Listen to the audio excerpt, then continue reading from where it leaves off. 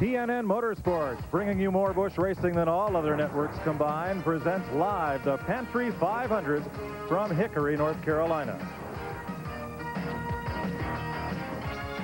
It's a gorgeous day for racing here in the hills of North Carolina. It's a little more than 50 degrees, but a bright sun will keep these fans warm in their seats, and the heat is certainly on down on the racetrack. Just 2 races remain in this chase for the Busch Grand National Championship for 1993.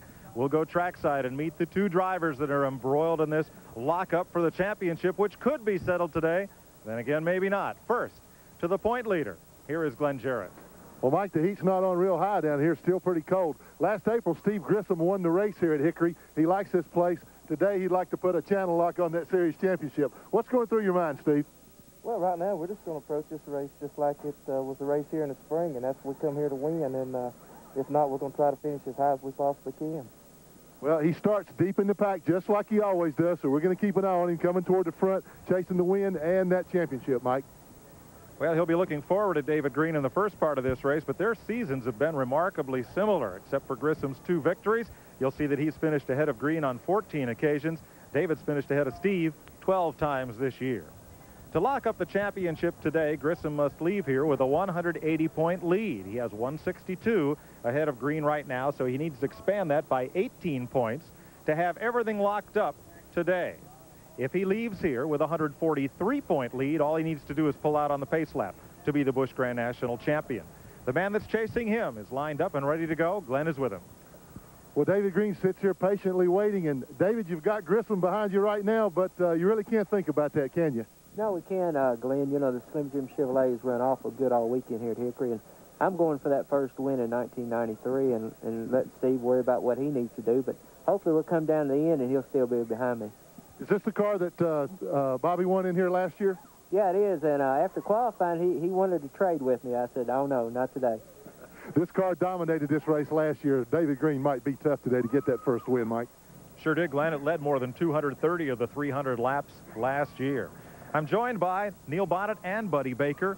And Neil, while the championship is foremost in our coverage today, there are a lot of fellas that need to do well here, and a lot of guys still looking for that first win of the season with only 2 races to go. Mike, let me tell you, if you've had a good year, you're glad to see it wind down. But like a lot of these teams that haven't produced and won races, there's a lot of the top drivers on the circuit still needing that first win. A bunch of these teams have got the heat and the pressure on from their sponsors to win. This is a tough place to bear down and try to make something happen. You know, people like Robert Presley hadn't even said where he's going next year. So there's a lot of questions to be answered this week. That's right. Robert said this morning he has a firm commitment for today. Buddy, if racing is a contact sport, there's probably no track we go to where you see that more than here at Hickory. Well, Mike, you know that this is the epitome of short track racing right here. You have to force your way through a lot of tight spots during the day, still keep enough car for the finish there. It's going to be a rock'em sock'em throwback type of short track race, and everybody will really enjoy this one, I guarantee you. You had a big win here. Well, I did. I was driving for Harry Hyde here once, and I run out of tires, and I had to have new tires to win the race. So I spun the car going into 3. They threw the caution. I come in, got 4 tires under the caution, went on and won the race, so it's very special to me. I don't think that'll happen today. Neil, I know you love the speeds at Daytona and Talladega, but short track bull ring racing like this has got to be a lot of fun. Mike, it's the backbone of the sport. All these teams here started out on these short tracks. I came up here last Tuesday to do some testing, and I forgot how much fun it was to get on this size racetrack. Let me tell you, it's fun, but it's going to be brutal today. Force your way through, as Buddy said. That's the name of the game at this track. Survival is the key. The guy that wins it is going to have a beat-up race car, and it's going to be a little bit of work to do it. Well, the fellow who won the pole here, this is such a track of surprises. Didn't win a pole all last year in Busch Series racing. Comes in here to make a guest appearance and sets a new track record. Glenn Jarrett's with him. Well, and he's making his guest appearance in his older brother Terry's car. And what, you just didn't have anything else to do this weekend? No, not really, I guess. You know, this is a good chance to come back to Hickory. And, you know, I like this place and run pretty good here before, so it's just a good opportunity. Well, what I really want to know is, how do you get your brother to let you drive his car? My brother won't let me drive his. Well, you need to take this advice. You don't ask him, you just take it. Well, I guess that's one way to do it. He loves this racetrack. He will run well here today. You folks stay tuned out there. We'll be back with all the action from the Pantry 500 from Hickory, North Carolina. Don't go away. We got more coming up. TNN Motorsports exclusive live coverage of the Pantry 500 is brought to you by Smooth Busch Beer and Easy Drinking Busch Light. By Polaroid Captiva. The pictures stay in until you take them out. And by BF Goodrich TA Tires. When you're ready to get serious. Well, the stars of the Busch Series have had a weekend off to prepare for this, the next to last race of the season. Let's bring things up to date with this week's Haviland Update. 2 weeks ago at Rockingham, the AC Delco 200 was the 26th race of the Busch Grand National season. Ward Burton started on the pole alongside Mark Martin. Burton would lead the first 19 laps in car number 2, but on lap 20, Mark Martin put his Ford out front. His lead was short-lived. Joe Bessie's Pontiac, just 11 laps later, took over the lead. Number 2 point man David Green made only 58 laps before succumbing to engine problems, finishing 38 and dropping to 162 points behind Steve Grissom. Ricky Craven at number 99, who is now 3rd in the points, battled his New England neighbor Bessie. Craven would wind up 10th. Defending series champ Joe Nemechek continues to be luckless. Though he started 6th, he went out at lap 96, finishing 36th. After flip-flopping the lead, Martin's number 60 beats the rest of the crowd out of the pits to regain the lead on lap 142. Tracy Leslie in 72 and point leader Steve Grissom gave the crowd some good exciting racing, finishing 6th and 7th. Chuck Bound, the Martinsville winner, gets some help from his pit crew here, winds up 13th.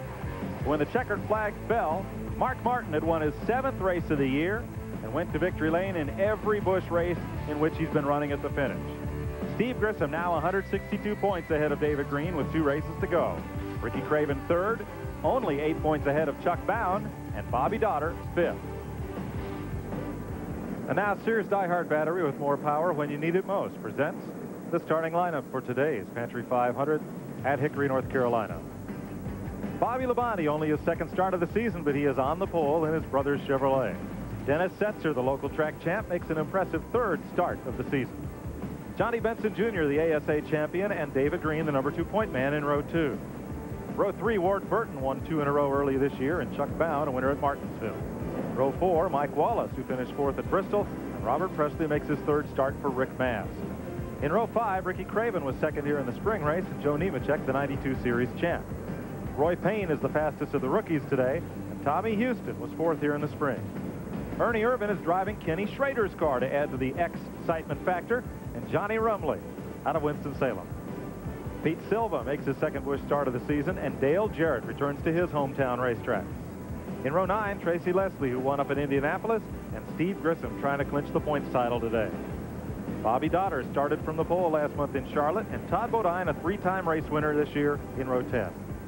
Rookie Nathan Butke makes his 17th start, and Jeff Burton, the Myrtle Beach winner, in row 11. In 12, former Busch champ Tommy Ellis makes a rare appearance, and the leading rookie candidate, Hermie Sadler, who won at Orange County. Local driver Kenny Gregg makes his 1st start, and Dave Resendiz, who finished 9th up at Bristol. Row 14, from the Goodies Dash Series, George Crenshaw and Jim Bound in the Charlie Henderson car. In row 15, the provisional starters, Tom Peck, who has 2 5th-place finishes this year, and Rodney Combs, who has big news for next season. A lot of cars were here that did not make the show instead of some of the series regulars. Here's a list of the cars that did not qualify. We'll be right back. Today's appearance by the Blockbuster Video Blimp as part of its 1993 maiden tour throughout the eastern U.S. We welcome the Blockbuster Video Blimp and its crew to today's telecast. You'll see aerial shots from them. Shows you that Hickory Speedway is more like the letter O than the number 0 as an oval. And you'll be riding along with a man who hopes to be the Busch Series champion. You see on the roof of Steve Grissom's car the roof cam that's mounted there. And inside we'll have the standard 360-degree pan and tilt race cam riding with Steve. And here's that rear roof cam pointing straight out the back of Steve Grissom's car. And you see it also can pan to the left and right to pick up on-track action. Steve wanted it on the back of the roof because he hopes that's where everybody is today, behind him. Might be the safest place today, as tough as this little track's going to be. 1 to go. What kind of a day is it here in North Carolina? going to be in the 50s. With that sun right now, it feels like about 55 or so. A little bit of a breeze, but it's I don't see any clouds. It's going to be a great day for these race fans, and this place is packed. A 3/8 mile oval. Hickory Motor Speedway. 14-degree bank down in 1 and 2, 12 degrees up at the left end, and 8-degree bank in the straightaways, which are, as Neil's pointed out, 450 feet long, but if you're turning all the time, there's not much straight to that straightaway. Yeah, what straightaways? About 10 foot of straightaway here. You're riding with Steve Grissom behind Dale Jarrett. That's Pete Silva off to the left in the 7 car as we get ready to go green here for the first of 300 laps around this 3/8 mile. And we're under green. Bobby Labonte and Dennis Setzer fight for the lead out of turn 2. Setzer's not going to give it up without a fight here. Now, Setzer's run a lot of races at this racetrack, and he likes that outside lane. And he leads the first lap. Bobby Labonte still right with him. Setzer tries to close him off at turn 2. Nothing there. Neil, they really have to walk the tight wire right at the first here. There's a lot of debris on the racetrack. You know, hadn't been run on since yesterday. Well, I tell you, Setzer doesn't mind that outside lane, but he's working hard there. That'd go over good for these fans. He's a hometown boy from here. Now he can close it off on Labonte as Kenny Gregg, the local Hickory driver, comes to the pit. And the hood will go up on his car. Laps tick off quickly here. And so far, there's not a fan in his seat. They're all standing up watching it here. This is about as calm as it'll get. It's going to Right. get tough for the days over. These guys are going to try to get these cars sorted out. It's been cool all week. A little bit of rain yesterday. Grissom deep in the pack. Bobby Dotter just got into the back of Todd Bodine there. And there's Tracy Leslie alongside Grissom. Ooh, man. Todd Bodine got all the way sideways then. Might have had a little help from Bobby Dotter that time in the yellow 08 car. Yeah, I think he got a little shot in the rear, turned him sideways up off that corner. Grissom kind of, you know, he's leading this points thing, but he usually digs him a hole to the start of the race by qualifying back in the pack, but he usually can overcome that. This battle's back at 18th position. That's where Grissom is right now. You know, one thing they do here, they set their cars up to run right around the bottom. When you start overlapping cars, the outside lane actually gets to be the groove. Roy Payne had trouble in the back straightaway, got stopped up there for one reason or another, but everybody's back up to high gear, and we will stay green. I'll tell you what it did, Mike. It cut the field about in half. Yeah. You know, he rolled out of the throttle, and it really separated everybody. Ward Burton to the inside on the 74 car. Today, that's Johnny Benson Jr., the ASA champion. And Burton takes the spot. Here comes David Green. And Green moves up to 4th. Boy, that's mean to get hung on the outside like that. He's losing position after you watch everybody just line up and pass him by. Chuck Bound on the inside now for 5th place. And Rick Mass tries to get under Benson and about runs out, or rather, that's Robert Presley in Rick Mass' car, about runs out of room there. Boy, David Green's getting real aggressive right here. He's wanting to get back around Ward Burton. Remember, this is the car that led, I think, 237 laps last year with Bobby Labonte aboard, the car that David Green is driving right now, number 44. He's far enough back in these points, he's going to have to make some things happen. He's going to have to run as hard a race as he can, and maybe Grissom get caught back in the pack today. The Labonte car is running 2nd and 3rd right now to Dennis Setzer. And now there in the picture, Ward Burton and Chuck Bound.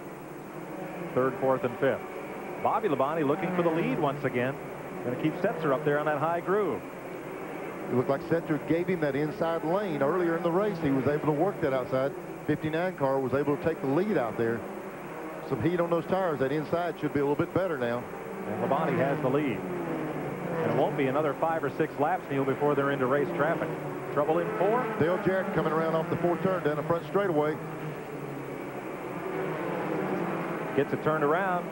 No, can't believe, no caution. There it is, yellow flag. It's going to have to be because he's headed in the wrong direction, nowhere to turn around. Yeah, there was so much traffic, it'd be impossible to get a break to get turned around under green. He's doing the right thing. He's headed down pit road, going to turn around on pit road. Yeah. And looks like he'll get out just in front of leader Bobby Labonte.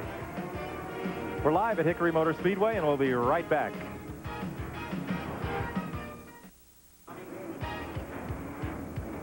We're with you live at Hickory, North Carolina, and under the first caution of the day, Dale Jarrett spinning out of turn 4. Bobby Labonte, the pole sitter, the leader. As you look back through the top 10, Dale Jarrett did lose a lap in that spin and just narrowly missed going 2 laps down. Let's show you the aftermath of what happened here to Dale Jarrett. It looked like, I don't see any contact there. Neil noticed they put a lot of wedge in the car trying to tighten the back of the car up when he stopped just a second ago, and looked like he just lost control coming out of 4. Yeah, it's easy to buzz those tires up off the corner. You use such a low gear. Okay, we got a blimp replay here. Top of the screen. Oh, yes. A little contact there. We didn't have that. It looked like the car just behind him, Todd Bodine, might have just bumped him just a little bit. It don't take much here. No, and the grill in Bodine's car is knocked back in, too, so it must have hit him going in the corner there. I saw the damage on the front of Todd's car, so I went down to Dale Jarrett's pit, which is right in the middle of turns 3 and 4. I asked the crew chief if there was contact. He said, yes, indeed, there was. So in checking on my little brother, I found out what we couldn't see there, that he did get bumped by Todd. Okay, thanks, Glenn. Let's show you the incident that did not bring out the caution earlier with Roy Payne. Woo. Ooh, had a lot of help from Ernie Irvin. Turned on around and kept going. This is the reason we said it cut the field in half. Yeah. When he spun, everybody else lifted and then just stacked them up. We're back to green. Dale Jarrett trying to get back on the lead lap from Bobby Labonte. That won't happen. No, he'll have to work hard to get by that car, because Labonte is really hooked up. A couple of pit stops under caution for Jim Bound in the Food Country Olds. They were working under the hood. Well, Bobby Labonte now has a pick between himself and Dennis Setzer. Setzer's trying to do away with that right now. He's up under Dale Jarrett. Green's going to take the ride with him, go right on by. Now, Setzer does not figure in the point standings. And in case you're wondering about next week at Atlanta, the car and the car number are what qualified for the race back in March. So even though Robert Presley drove that car in its qualifying lap, it will be Dennis Setzer in the seat next Saturday at Atlanta for the season finale. There we see David Green all over the back of that 59 car of Setzer. This is about as aggressive we've seen him run all year long, Mike. I think he knows what he's got to do today. Boy, that car is running really well around the bottom of the racetrack. He had to lift there for a slower car coming in. Jim Bound was pulling in the pits there. Yeah, Bound's made several stops. They've been under the hood. Here's Green up under the 59 up off that corner. Oh, they get together. David Green goes. Caution is out. Boy, now here's the key. He's got to get going before they lap him. He can't let Grissom get a lot of points on him and sew it up today. Well, he did get turned around and back underway there. Contact sport. Yes, it is. Here it is again. There goes Bobby Labonte. Now, they just barely touched there, but what a piece of driving by Dennis Setzer not to make it a 2-car wreck on the inside of the racetrack. We were talking about Green. That's about as aggressive we've seen him run all year long. He knows he's got to get up front. He's just trying really hard and just got in the edge of him and turned it around. Notice Nemechek's car went by with the grill, knocked at it also. Second caution of the day for a spin by the number 2 point man, David Green. Rock'em Sock'em at Hickory. More after this. We've just gone back to green this lap here at Hickory. Bobby Labonte out in front of Dennis Setzer. Chuck Bound in third. Ward Burton in fourth. Running fifth is Johnny Benson in the Staff America car, and Robert Presley moves alongside going into turn 3. That's for 5th place. Presley takes the spot. See, Chuck Bound moved up to 3rd spot, and he's closing in on Setzer right now. Boy, Benson's getting a lesson. He's stuck up in that high groove. Nemechek went by. Tommy Houston, Ernie Irvin. You can see top of the shot there. He's hung outside like you're talking about, Mike. He's followed. There we go. See, Irvin just cleared him. He finally got back line. That move cost him 4 positions on the racetrack. Now Mike Wallace looking for the inside. Nothing there. Look at Joe Nemechek's car there. The front of it looks like a bulldog face. It's all mashed in. From Steve Grissom, you're looking ahead at Ricky Craven and then Mike Wallace. And then back straight away. The back curve. Yeah, the back curve. That's it. I tell you, these little racetracks, we joke about, but I'm talking about fun to drive on. These guys really have a good time. Look at the front of Joe's car. He's been into the back of somebody. Well, about 2 or 3 somebodies. Yeah. You know, Ernie Irvin cut his teeth on a racetrack just like this out in California, and he is really an ace on moving up through the traffic and keeping his car in pretty good shape, too. What'd you tell me this morning about Kenny Schrader and how he got Ernie in the car here today? He said since Jimmy Spencer wasn't here, he hired his own excitement. You got the 8 car coming down pit road as we're watching this lead. The 8 car coming in. The Baby Ruth Ford for Jeff Burton. A lot of smoke pouring from the right front corner. As Ricky Craven now on the outside of Steve Grissom as they move up on Mike Wallace. Craven's on the outside now. Can that DuPont car do anything on the outside, or will he get freight trained? Well, he's inching up there a little bit. He's holding his ground. That's an accomplishment. Mike Wallace got the left sides off the edge of the track a little bit. Give Craven that little bite he needed off the corner to get ahead of him. Looks like Craven liked that outside, but he's jumping right back out there again.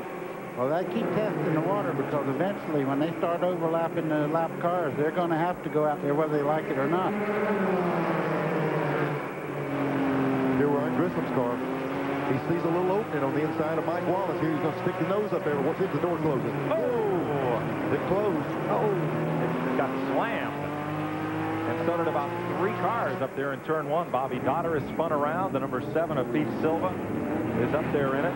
And the 05 of Tommy Ellis. And a lot of damage to Rodney Combs' car. Rodney Combs' car is demolished. He might as well. That's oil cooler because he just put oil all the way through the corner, spun out himself in his own oil. And a lot of smoke out of Jeff Burton's car. That continues. They ought to run this race on Halloween because everybody climbs in a car like they've got a mask on and they're driving like somebody else. We'll be right back, I think.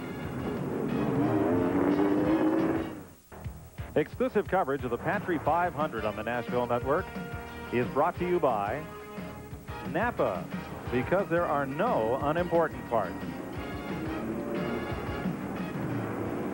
Third caution of the day here at Hickory. They've come fast, and we had a couple of single car cautions, which is rare here. The third one, though, took out a bunch of them as you look at the top 10. Let's show you what happened. Oil leak on Jeff Burton's car. That may be a part of it. There's Ernie Irvin, the X Factor car today. The excitement factor, that is, Kenny Schrader called it. Here is from Steve Grissom's car. You know, we saw Grissom trying to make the move up under the 9 car. We were talking right here. Has he got enough distance to get down in that corner? Boy. Mike Wallace thought he was going to be able to turn back down that inside, and you see what happens out the back of Grissom's car, the big stack up behind him. Yeah, Bobby Dotter there got hit, I think, by Pete Silva in the number 7 Ford. You know, a lot of people want to know, Neil, how you get swept into a wreck like that. You go in that corner as hard as you can hold it in its place, and if there's something sitting there and you have to try to dodge it, that just throws your car out of whack, too. Well, I don't think people realize it. When you make a commitment in that corner at a certain speed, and with those 11-inch wide tires, they're doing all they can do, and it doesn't take, you could reach out with your hand and turn the guy around beside you. A little contact, you're in trouble. Here's Jeff Burton back in the pits. He has made several stops and has gone 3 laps down. Glenn? Mike, there's a bad oil leak.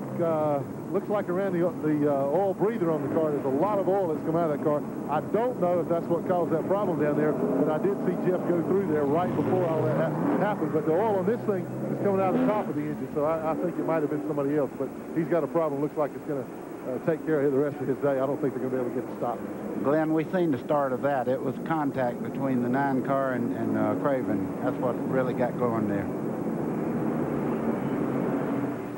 So we're under this third caution of the day for a multi-car wreck in turn 1. We'll be back to Hickory, North Carolina after this.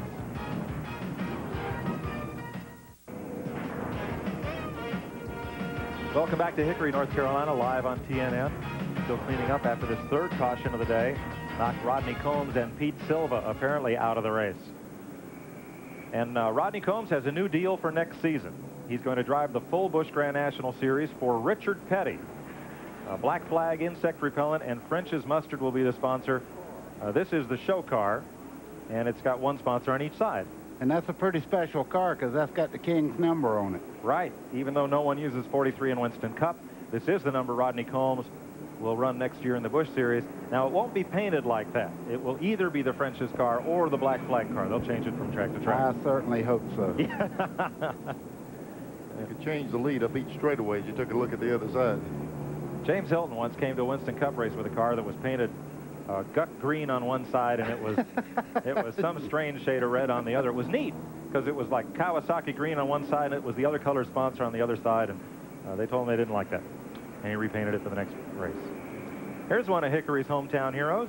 Morgan, look over here. Hey, Morgan. Morgan Shepherd's here. He was debuting his new Busch ride for 1994. Hopefully we'll get a chance to show you that before the day is out.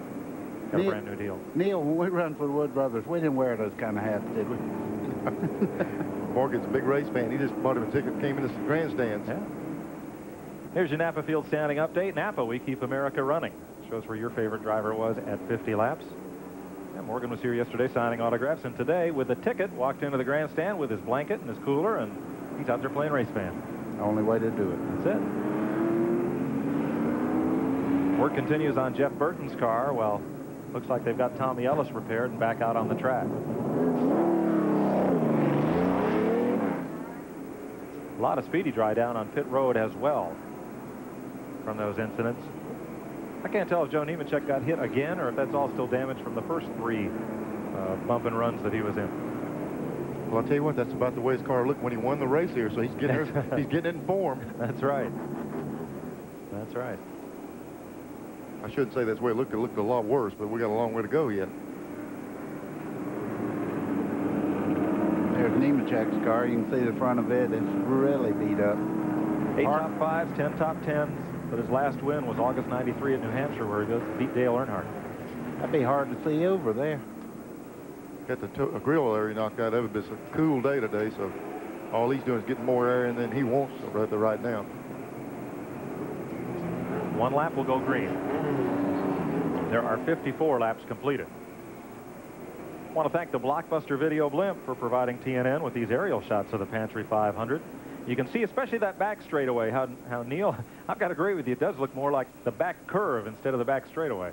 Mike, you run a pattern up off that corner from the inside the track, right out, touch the wall, right back to the inside. So it's a good little racetrack to get around. Did a good job when it resurfaced the thing. It's nice now. I've never heard of diamonding a straightaway before. I've heard of diamonding one end of the racetrack. You have to apex it. Yeah. That's it. All right, let's go green here at lap 55 of 300. Dale Jarrett trying to get one of his 2 laps back, or he is 1 lap down, not quite 2. As a result of his spin, Bobby Labonte and Dennis Setzer are going to distance him. Excuse me, Mike, there's a good bit of oil dry on the track. I think that's one thing that made Jarrett a little lieutenant going in on that outside. Toward the back of the pack, Todd Bodine got a great restart, went past 4 cars. Robert Presley lined up right behind Chuck Bound, right side of your screen. Dale Jarrett slipping back in that high groove. And it's Bound, Presley, and Mike Wallace trying to advance. What did Presley say before today? He's got a ride for today that he knows about? Firm commitment. Firm commitment for today. I cannot believe, he's driving Rick Madd's Skoll car, the 0 today. I cannot believe, of all the available drivers in Winston Cup and Busch Racing, that this man is without a ride for next season. Oh, he'll definitely find a home. Now in 95, he'll replace Harry Gant in Leo Jackson's Winston Cup car, but for 94, he has nothing planned right now. Well, to be truthful, that finding a home is what left him without a home. Yes. Once he made that announcement that he was going to the Skoll Racing team in 95, they released him from this team to go ahead and start working with Setzer. So that move into Winston Cup cost him this ride. Trouble in 1. I know that's smoke from Jeff Burton again. That car is really smoking bad. They'll black flag him before too long, I'm sure, because it is throwing up the smoke going in the corner. He's at the top of your screen. Baby Ruth Ford has had trouble almost from the onset with smoke out of that right front corner. Well, you know, we heard Glenn say it's coming out the breathers, turn these motors, pull almost a 650 or 700 gear ratio on this racetrack. Between 650 and 700, turn these things about 85, 8600, it slings them all out of it. And he is getting black flag by NASCAR now. From the in-car, you see these cars in the corner, they look to dart around a bit. They are just right on the edge of control. That's why just one tiny little tap can send the car spinning, because it's almost spinning without any contact. We saw as he went by, Jeff Burton is on the outside. He receives the black flag, like you said, but he can't get in. He's caught in that outside lane. There he goes. He's to the inside, and he'll be able to come down pit road this time. But took him a lap to get worked over the inside of the racetrack.